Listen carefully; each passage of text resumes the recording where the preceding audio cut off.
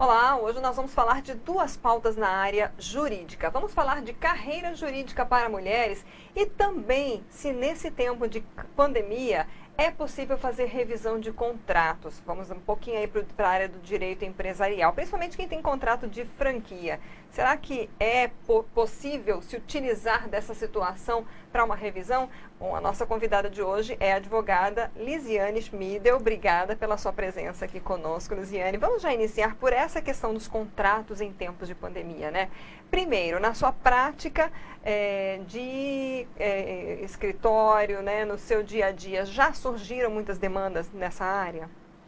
Já, a gente trabalha com essa questão de resolução de contratos de franquia já há algum tempo. É comum que durante a execução desse tipo de contrato, a demanda se mostre um pouco diferente daquela oferta inicial. Porque o que acontece com o contrato de franquia?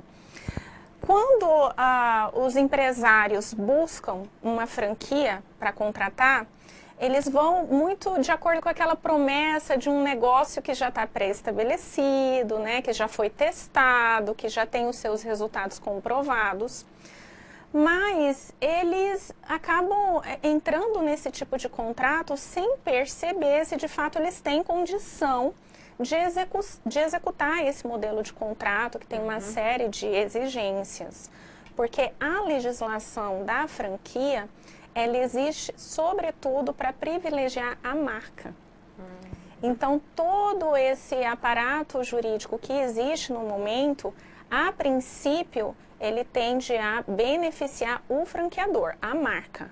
Então, isso dificulta bastante esse processo de revisão, mas é claro que a gente conhecendo de todas as nuances do contrato e a maneira com que esse contrato foi levado à execução, durante a relação desse contrato, é possível sim levar a debate, levar a discussão, reanálise, rescisão, e a gente já conseguiu sim muitos pleitos favoráveis nesse sentido. A pandemia, ela pode ser considerada aquela questão de força maior, porque é algo que no direito se estuda como base, né? Algo que não se previa, muitas empresas se viram realmente numa situação difícil, econômica, tendo que fechar as portas por obrigação, por decreto, né? Municipal, estadual, enfim, mas isso pode ser um argumento para se fazer uma revisão contratual?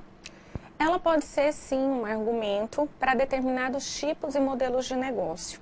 É claro que numa situação dessa, existe um grande viés de excepcionalidade, mas diante da perenidade, da duração dessa questão, a gente nem pode mais atribuir uma excepcionalidade. Já estamos vivendo numa situação ordinária, na verdade, né? Estamos buscando essa adaptação. Então, a gente tem, por exemplo, o decreto presidencial que estabelece, aliás, medida provisória, que estabelece que o estado pandêmico vai até outubro ou até dezembro. Existem essas duas situações, né? Já estamos indo para o fim do ano e provavelmente a gente ainda vai se ver nessa situação. Então, até que ponto ainda estamos numa situação de excepcionalidade?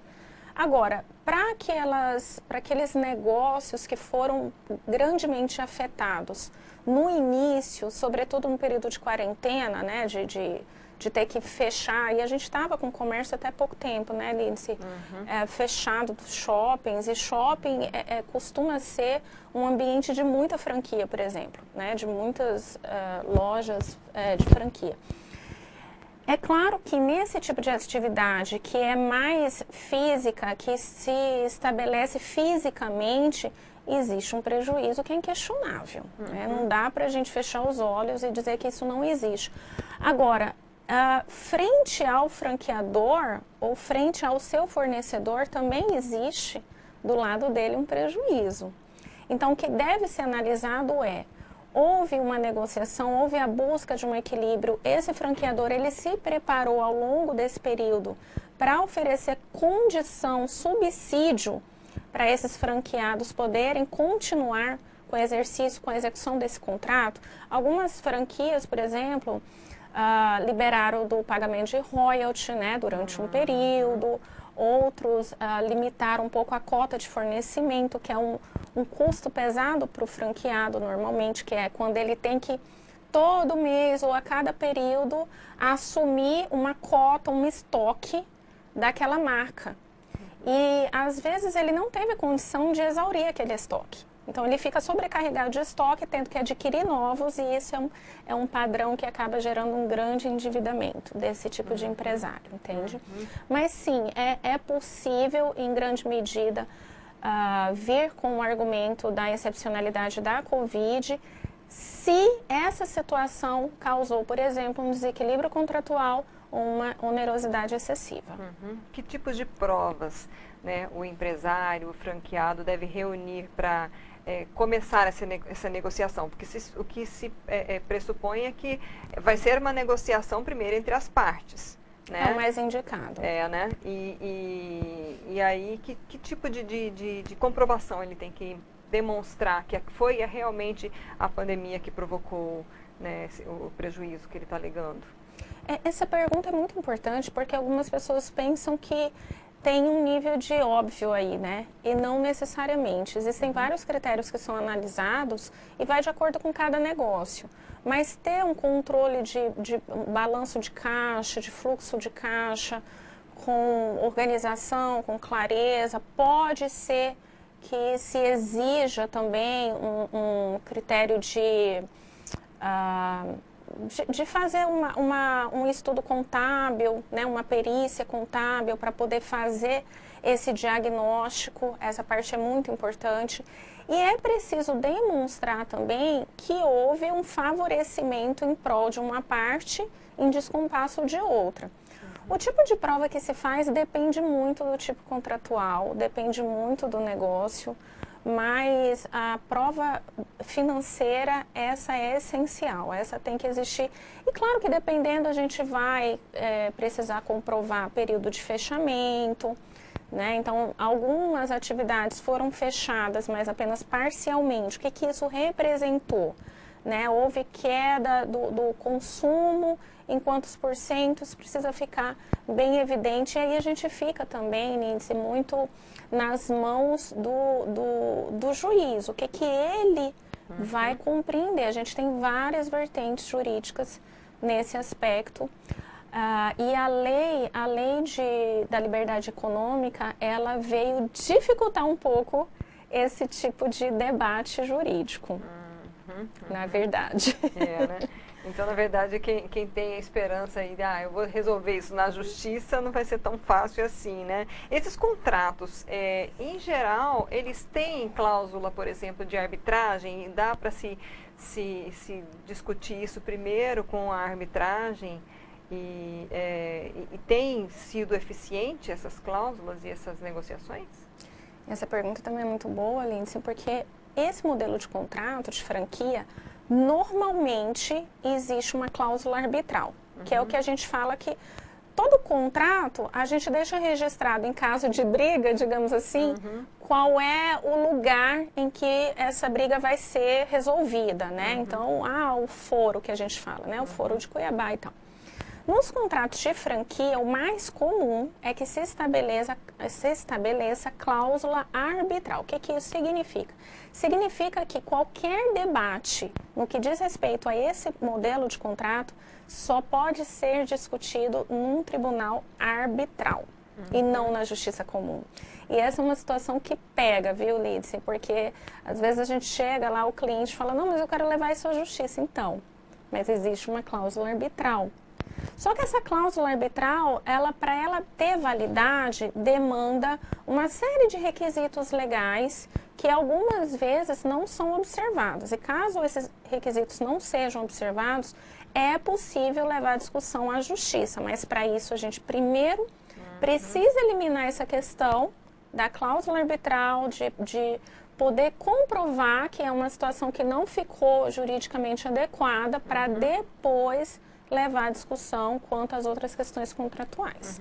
Por exemplo, se eu tenho um contrato de franquia, eu aqui em Cuiabá, E o meu, a empresa, né, o meu franqueador é lá de São Paulo e o foro definido foi São Paulo. Eu consigo mudar isso e discutir isso aqui em Cuiabá? Não existe nada na lei que beneficie o franqueado nesse sentido. Então, se o foro foi estabelecido em outra comarca, em São Paulo, é para lá que a gente vai ter que discutir, é lá que a gente vai ter que discutir a questão. Mas, novamente, é preciso que essa cláusula que determina o tribunal arbitral, ela esteja de acordo com os requisitos de lei. Caso haja alguma falha nesse sentido, aí sim é possível levar a debate, talvez em outra comarca ou na comarca de origem do franqueado. Caso contrário, mesmo levando ao juiz, aí ainda assim vai ter que ser, por exemplo, na comarca de São Paulo, entendeu? Então, na verdade, assim, quem for fazer um contrato de franquia tem que ter uma assessoria, certamente, porque não é tão simples assim, e depois querer desfazer o que já foi combinado e contratado, né, é praticamente impossível pela forma como a senhora está explicando, né, doutora? A gente, assim, eu acho que é um assunto que daria muito mais debate, mas eu queria também passar um pouquinho para a questão da carreira jurídica para mulheres, porque a gente está sempre também trazendo à tona a importância da mulher na política, a importância da mulher nas várias carreiras, a mulher sempre conquistando mais o seu espaço. Então, assim, mudando um pouquinho o foco, né, e o tema da nossa entrevista, mas a gente queria... a senhora faz um trabalho de mentoria, né, como é que surgiu? Eu queria que a senhora contasse um pouco dessa história, né? Por que uma mentoria voltada para mulheres na carreira jurídica? É engraçado você me perguntar isso. Esses dias eu recebi uma mensagem nas minhas redes sociais de um advogado bem injuriado. Ele falou: doutora, você está discriminando os homens? E eu falei: não é discriminação. O que acontece é o seguinte: eu acredito que exemplos masculinos, eles são muito mais fáceis, digamos assim, né?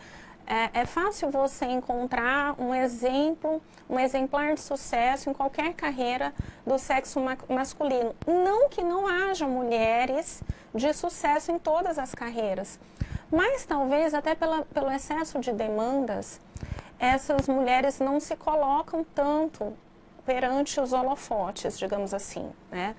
Então, principalmente em carreiras ligadas ao empreendedorismo, o excesso de demanda realmente tende a exaurir um pouco as mulheres e faz com que muitas vezes elas acabem ficando numa situação mais coadjuvante, mais por trás dos bastidores, né? Não se revele tanto. É engraçado que no próprio caso do Lava Jato, a gente vê a repercussão que foi com o ex-ministro Moro, e ele apareceu muito na época na mídia.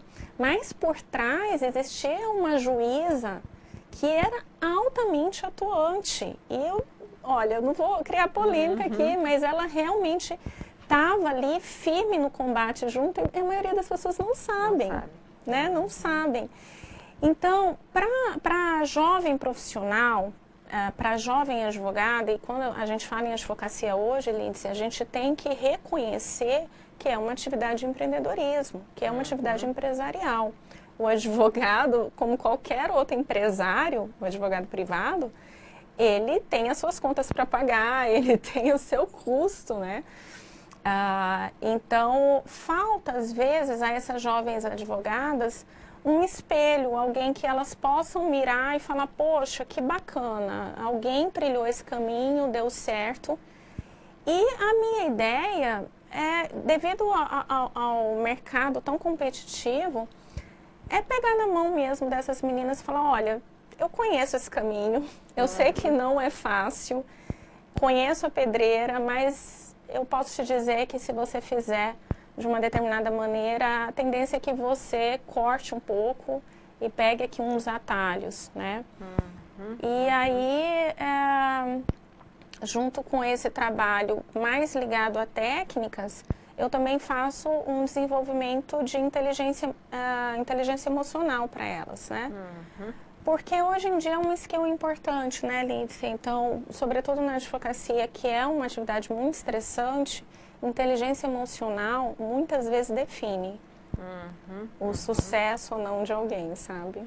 Para as mulheres, jovens advogadas, advogadas jovens, estudantes de direito, que conselhos, digamos, você daria para de repente começar a trilhar de forma mais assertiva esse caminho, doutora?